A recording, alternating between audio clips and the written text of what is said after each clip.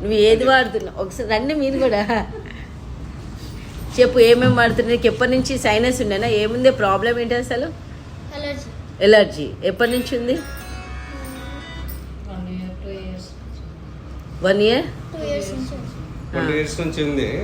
యాక్చువల్గా మన పతాంజలి వాడాం కొన్ని రోజులు. ఓకే 1 year వరకు వాడాం. మళ్ళీ ఏం రిజల్ట్ రాలేదు. మళ్ళీ మా బ్రదర్ ఫ్రెండ్ వేరే అడ్వైజ్ ఇస్తే ఇక్కడ వచ్చి మేము లాస్ట్ మంత్ తీసుకెళ్ళాము.